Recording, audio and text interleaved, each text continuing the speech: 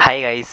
आज की वीडियो में मैं आपको बताऊंगा कि आप अगर सोल या दिल्ली यूनिवर्सिटी के स्टूडेंट हैं तो आपको पता ही होगा कि आपके एग्ज़ाम स्टार्ट हो चुके हैं। तो जिनके पास पॉलिटिकल साइंस ऑनर्स है उन्हें काफ़ी टेंशन होती है, बिकॉज उनके क्वेश्चन पेपर को लेके टेंशन होती है। देन अभी जो दोबारा से उनके ऑफलाइन एग्ज़ाम हो रहे हैं तो उन्हें टेंशन है कि उनके क्वेश्चन किस टाइप्स के आएंगे। तो इस वीडियो को लास्ट तक ज़रूर देखना। इस वीडियो को देख के आपके सारे डाउट्स क्लियर हो जाएंगे एंड जो क्वेश्चंस आने वाले वही क्वेश्चंस मैं आपको बताऊंगा। उन क्वेश्चंस को आप पढ़ के जाइए, वही क्वेश्चंस वहां पे आएंगे और उसी को आपको लिखना है। ओके, तो इस वीडियो को अच्छे से देखिएगा। यहाँ पे आप अपना unique paper code, paper name, कौन सा पेपर है और पॉल साइंस ऑनर्स है, तो इस वीडियो को लास्ट तक जरूर देखें। तो यहाँ पे आप सबसे पहले तो पेपर कोड मैच कर लीजिएगा एंड दूसरा सब्जेक्ट मैच कर लीजिएगा। इसके बाद बढ़ते हैं कि आप क्वेश्चन किस टाइप्स के आएंगे, टाइमिंग क्या है, ये सब। तो देखिए, टाइमिंग इसके 3 आवर्स हो सकते हैं या 2 आवर्स हो सकता है एंड मार्क्स जो होंगे वो 75 के भी हो सकते हैं एंड 50-60 के भी हो सकते हैं। ठीक है, जैसा कि अभी एग्ज़ाम हो रहे हैं तो इसका देख सकते हैं। इसका एग्ज़ाम जो है 12 मई को है, तो याद रखिएगा। देन अब इसके बाद मैं आपको बताता हूँ इसमें क्वेश्चन किस तरीके। इसमें देख सकते हैं 6 क्वेश्चन टोटल दिए गए हैं, बट किसी 4 के ही आंसर्स आपको करने हैं, दैट्स इट। तो 6 2 ऑप्शंस क्वेश्चन है तो किसी 4 के करने हैं, तो काफ़ी इजी क्वेश्चन होने वाले हैं इसमें। आपको कोई ज़्यादा प्रॉब्लम नहीं लेनी है, ना ज़्यादा टेंशन लेनी है, बहुत इजी क्वेश्चन है। और ये सारे क्वेश्चंस अगर आपके पास बुक्स नहीं है, बिकॉज मेरे पास बहुत सारे कमेंट्स आते हैं कि सर मेरे पास बुक्स नहीं है, मैं कहाँ से पढ़ूँ, मैं आउट ऑफ दिल्ली हूँ, या फिर जो भी एक्सेट्रा एक्सेट्रा कहते हैं। तो मैं आपको बता दूं कि ऐसी कोई प्रॉब्लम नहीं है। अगर आपके पास बुक्स नहीं है तो गूगल पे इसके आंसर आपको मिल जाएंगे। ठीक है, तो पहला क्वेश्चन यहाँ पे देख लेते हैं कि ग्लोबलाइजेशंस क्या है। जैसे सब्जेक्ट ही है हमारा पॉलिटिक्स ऑफ ग्लोबलाइजेशन, तो उससे रिलेटेड ही क्वेश्चन होगा। तो वैश्वीकरण क्या है, और वैश्वीकरण के जो समकालीन वैश्वीकरण है उसके पक्ष में और विपक्ष दोनों में आपको यहाँ पे तर्क देना है। ओके, तो ये फर्स्ट क्वेश्चन है जो हमेशा पूछा जाता है। वैश्वीकरण क्या है, वैश्वीकरण के प्रकार बताए, टाइप्स ऑफ वैश्वीकरण। तो ये कुछ क्वेश्चंस है जो घुमा के राउंड अप करके आपसे पूछ लिए जाते हैं और ये क्वेश्चंस आते ही आते हैं। तो इस क्वेश्चन को बहुत अच्छे से पढ़ के जाना, ये क्वेश्चंस पक्का आपके आने वाला है। ओके, देन सेकंड क्वेश्चन से यहाँ पे आप देख सकते हैं कि वैश्वीकरण को समझने के लिए उदारवादी दृष्टिकोण का वर्णन कीजिए। तो वैश्वीकरण यहाँ पे जो है अप्रोचेस पूछ लिए जाते हैं, लिबरल अप्रोचेस क्या है। तो ये भी क्वेश्चंस पक्का आता है, तो इस क्वेश्चन को भी अच्छे से पढ़ना है। और अगर आपको इसका आंसर नहीं मिलता है तो गूगल पे आप सर्च करिए, discuss the liberal approaches for understanding globalisation. तो ये क्वेश्चन आप सर्च करिए करिए देन वहाँ पे आपको इसका आंसर बहुत ईजिली मिल जाएगा। ओके, और अगर फिर भी नहीं मिलता तो आप मुझे कमेंट करिए, मैं आपको इसका आंसर ढूंढ के दूंगा। एंड थर्ड क्वेश्चन है यहाँ पे कि ग्लोबलाइजेशन की बात कर रहे हैं तो इकोनॉमिक ग्लोबलाइजेशन जो है ये तो पक्का है, आना ही आना है। या फिर ये IMF, ठीक है, इंटरनेशनल मॉनेटरी फंड, ये क्या होता है इसके बारे में आपको बताना पड़ सकता है। तो इससे रिलेटेड जरूर पढ़ के जाए। मुद्रा कोष जो होता है हमारा अंतर्राष्ट्रीय मुद्रा कोष, उसका आर्थिक वैश्वीकरण को किस प्रकार बढ़ावा दिया गया है। तो ये सारी चीज़ें रिलेटेड है, ग्लोबलाइजेशन से ही रिलेटेड है। तो ये भी क्वेश्चंस पक्का आएगा। तो ये 3 क्वेश्चंस मैंने बताए जो डेफिनेटली आएंगे ही आएंगे, भले इसे राउंड करके पूछ ले जाए, बट आने ही आने हैं।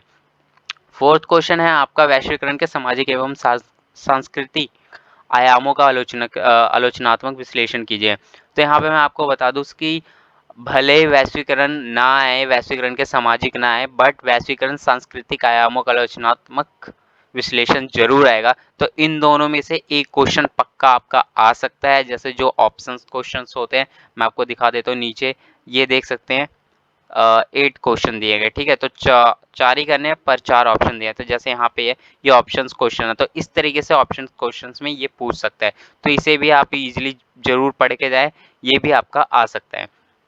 फिफ्थ क्वेश्चन है यहाँ पे क्या, do you agree that state sovereignty has declined in the era of globalization, give reasons for against your argument।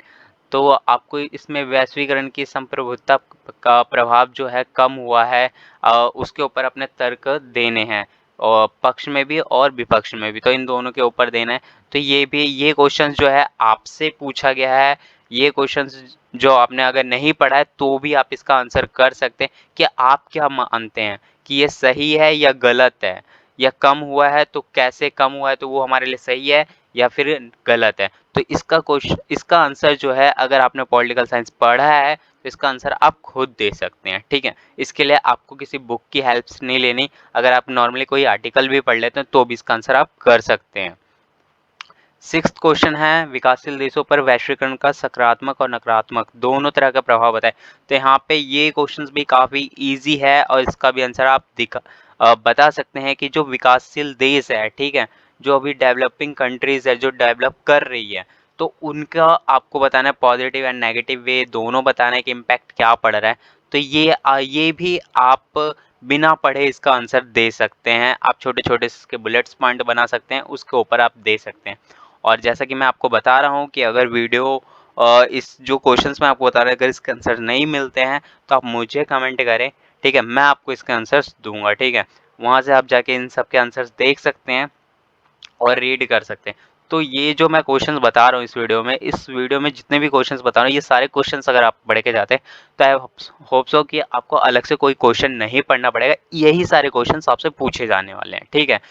बस इस क्वेश्चन को राउंड अप करके पूछेंगे तो इस पे थोड़ा सा डाउट है, तो इस चीज को अगर आप समझ जाएंगे कि राउंड क्वेश्चन करके वही चीज पूछी जा रही है तो आप इसका आंसर कर सकते हैं, वरना आप कहेंगे कि वीडियो में कुछ और बताया गया था बट क्वेश्चन तो कुछ और है। तो ये अच्छे से आप देखिएगा। सेवंथ क्वेश्चन है हमारा, वैश्वीकरण की अपरिहार्यता का घरेलू और वैश्विक अनिवार्य मजबूरियों का रचनात्मक विश्लेषण कीजिए। तो इसमें domestic and global comparison for the inevitability of globalisation, तो इसके ऊपर पूछा जा रहा था, ये आपको बताना है, ठीक है। इसके लिए भले आपको पढ़ना पड़ सकता है थोड़ा सा, तो इसका भी आंसर आपको गूगल दे देगा। गूगल पे आप सर्च करने का तरीका मैं आपको बताता हूँ, तो सर्च किस अकॉर्डिंग करना है। सर्च अगर मान लीजिए आप इंग्लिश मीडियम के हैं तो इंग्लिश मीडियम में पहले तो ये जो टॉप पे है, ठीक है, ये जो है इसे आप पूरा लिखिए। देन यहाँ पे आपको क्या करना है, स्लैश स्लैश करके आंसर यहाँ पे लिख देना है, ठीक है। आंसर आप जैसे लिखेंगे तो ये क्वेश्चन जो इस क्वेश्चन का आंसर होगा वो आपको दिखा देगा। तो इस तरीके से आप सर्च करिए, आपको आंसर डेफिनेटली मिल जाएगा। अगर नहीं मिलता तो कमेंट कर सकते हैं, मैं तो हुई, मैं आपको आंसर जरूर दूंगा इसका। एट्थ क्वेश्चन है, जो शॉर्ट क्वेश्चन होते हैं, शॉर्ट नोट्स होते हैं, तो ये आप देख सकते हैं कि यहाँ पे जैसे वर्ल्ड ट्रेड ऑर्गेनाइजेशंस के बारे में पूछ लिया गया है, social movement in the era पूछ लिया गया है, ह्यूमन माइग्रेशंस एंड ग्लोबलाइजेशन पूछा गया है, and political dimension of globalisation.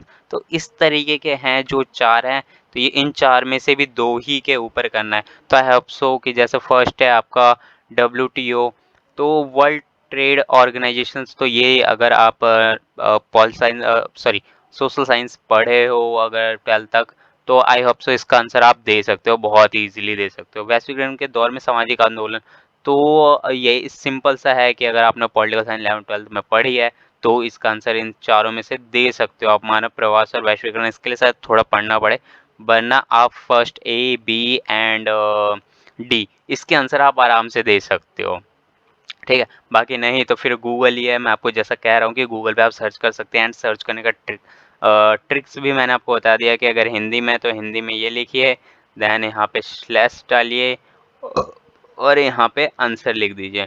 Answer आगे लिख के एंड सर्च कर लीजिए। यहाँ पे सर्च जैसे ही करते हैं तो आपको यहाँ पे मिल जाएगा, ठीक है। तो इस तरीके से आपको इन सब के आंसर्स मिल जाएंगे। And thanks for watching this video, और प्लीज़ यार इस चैनल को सब्सक्राइब करो एंड लोगों को तक शेयर करो, ताकि जितने भी आपके ग्रुप्स के हैं उसके पास ये वीडियो पहुंच सके एंड उनके भी मार्क्स अच्छे आ सकें, ठीक है। तो प्लीज़ यार इस चैनल को सब्सक्राइब करो और शेयर करो अपने दोस्तों में जितना हो सके उतना। और इस चैनल पे यार आपको सारे मल्टीपल चीज़ें मिल रही है, आपको टेक्नोलॉजी से रिलेटेड। अगर आप डिजिटल मार्केटिंग सीखना चाहते हैं तो उसके लिए भी आप रजिस्टर कर सकते हैं एंड सीख सकते हैं आफ्टर ग्रेजुएशन, या फिर ग्रेजुएशन परसुइंग कर रहे हैं तो भी आप सीख सकते हैं, ठीक है। बाकी इन सब का जो लिंक है, अगर आप डिजिटल मार्केटिंग सीखना चाहते हैं तो मैं इसका लिंक जो है, रजिस्टर लिंक है, वो मैं डिस्क्रिप्शन में दे दूंगा, तो वहाँ से आप जाके रजिस्टर कर सकते हैं।